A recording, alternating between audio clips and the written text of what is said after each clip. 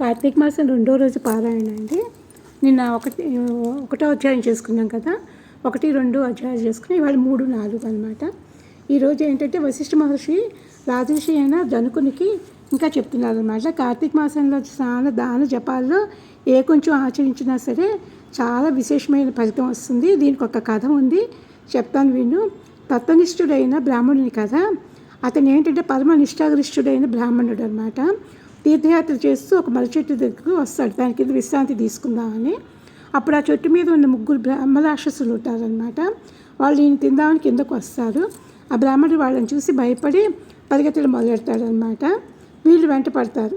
కానీ ఆ బ్రాహ్మణుడు కేశవ అచ్యుత పరంధామ అనుకుంటూ పరిగెడుతూ ఉంటే అతను గాయత్రి మంత్రం చేసిన విశేష ఫలితము, దానివల్ల ఏంటంటే ఎప్పుడు మంత్ర అనుష్ఠానం చేస్తూ ఉండడం వల్ల ఒక తేజస్సు బయటకు వచ్చి వీళ్ళకి కనబడుతుంది అనమాట.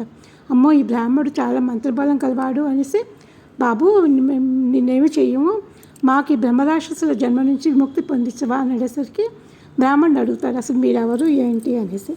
అప్పుడు ముగ్గురు బ్రహ్మరాక్షసులు చెప్తారనమాట.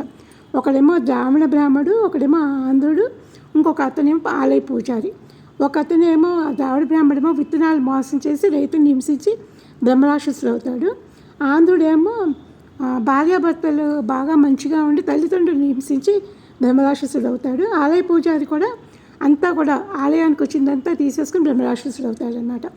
అప్పుడు ఆయన ఏం చేస్తాడంటే పూజారి కావేరీ నది స్నానం చేయించి కార్తీక మాసంలో తన జపంలోని ఫలితం సగం ఇచ్చేసరికి వీళ్ళకి బ్రహ్మరాక్షసులు జన్మపోయి మామూలుగా అవుతారనమాట.